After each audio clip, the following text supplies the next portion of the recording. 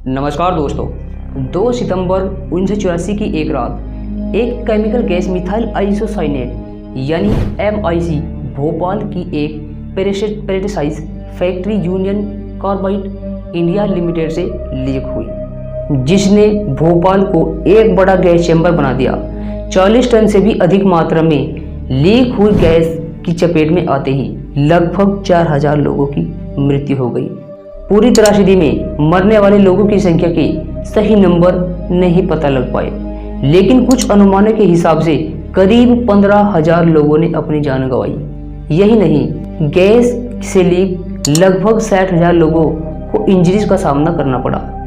इस डिकेड्स में लगभग 20,000 लोगों की प्रेम HR थ्रेड भी हुई और आने वाली जनरेशन को भी इस हार्मफुल इफेक्ट से जूझने के लिए छोड़ दिया गया। दोस्तों, यह डिजास्टर भारत के इतिहास का पहला मेजर इंडस्ट्रियल डिजास्टर होने के साथ ही दुनिया के सबसे बड़ा इंडस्ट्रियल डिजास्टर में गिना जाता है।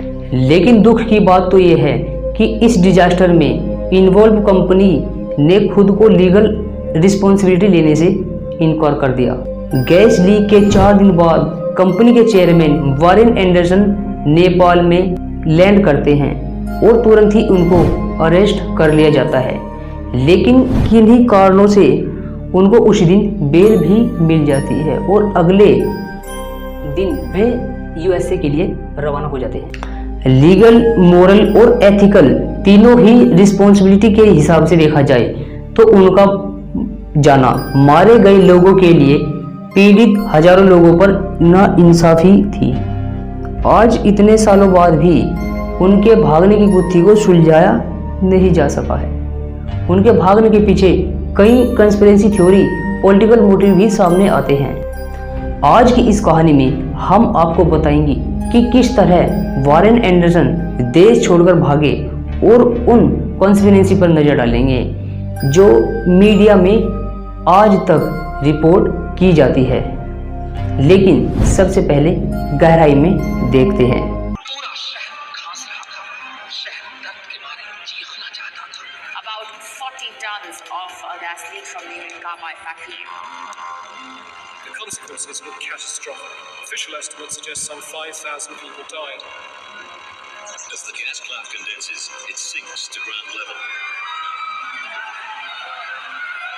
इन चेहरों को देखकर आज 30 साल बाद भोपाल का उत्सव। उस खौफनाक रात के बारे में जब कुछ ही घंटों में भोपाल शहर एक शमशान बन गया था। दोस्तों, 1970 के दशक में इंडियन गवर्नमेंट ने ऐसी पॉलिसी शुरू की जिसने फॉरेन कंपनीज को लोकल इंडस्ट्री में इन्वेस्ट करने के लिए प्रोत्साहित किया।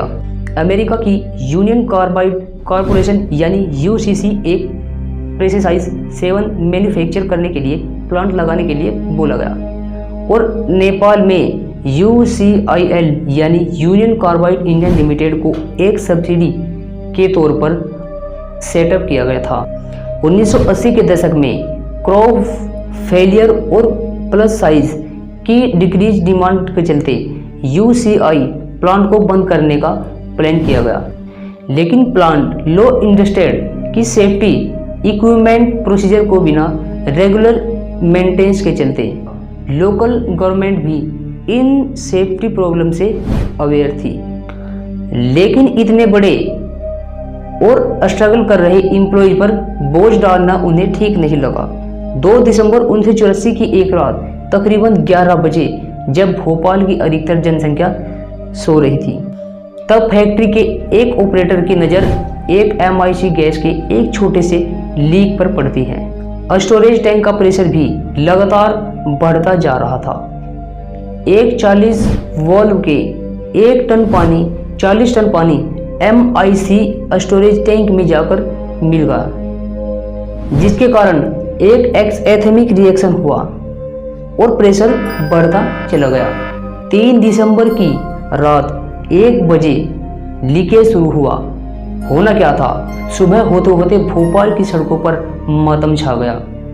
जहां तक नजर जाती सिर्फ लोगों की लाशें ही दिखाई दे रही थी, चाहे वह इंसान की हो या जानवरों की।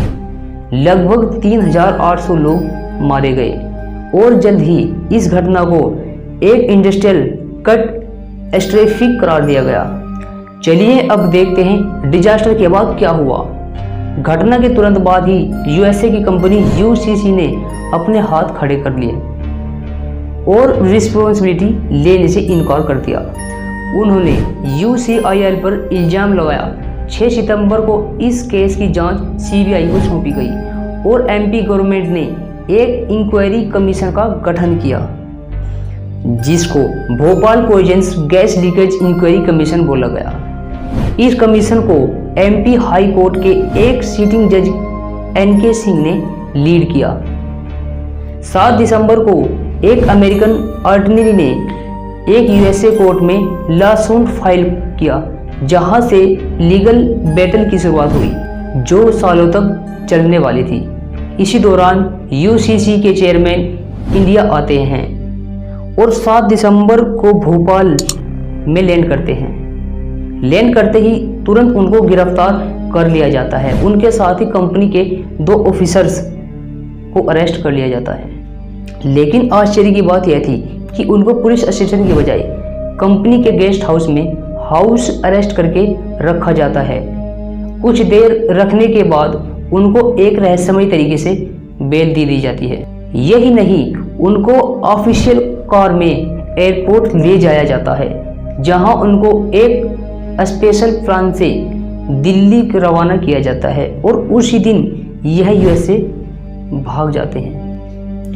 और यही से कॉन्स्पिरेसी थ्योरी की शुरुआत होती है कि आखिर क्यों उनको हाउस अरेस्ट से छोड़ा गया, क्या रीजन थे, किसने उनकी बेल की स्वीकृति दी और आखिर किसने भोपाल से उन्हें दिल्ली और यूएसए रवाना कर दिया।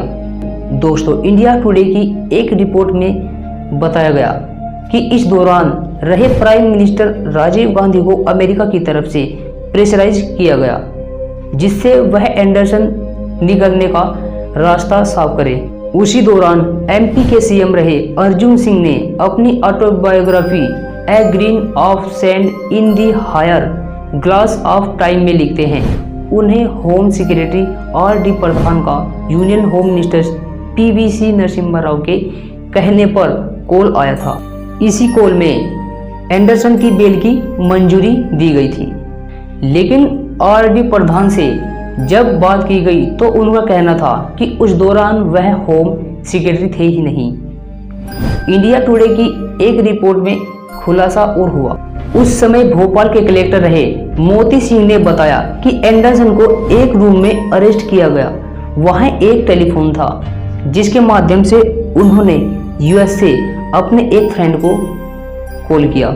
रिपोर्ट के हिसाब से यूएसए एम्बेसी ने इंडियन गवर्नमेंट को प्रेशराइज किया था, जिसके चलते उसको 25,000 रुपए के बॉन्ड के साथ उनको बेल दे दी गई। इस बेल ऑर्डर में एक कंडीशन थी कि जब भी उनको कोर्ट के समन किया जाए तो उनको पेश होना पड़ेगा, यानी उनको अर्जी लगानी पड़ेगी।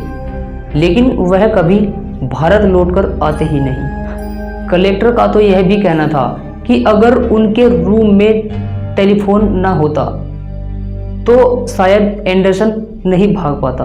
खैर, इंडियन कोर्ट ने एंडरसन को भगोड़ा करार दिया। USA embassy live Indian government को प्रेशराइज किया। भोपाल के जितना बड़ा गुनाह एंडरसन ने किया, superintendent of police Shivraj Puri ने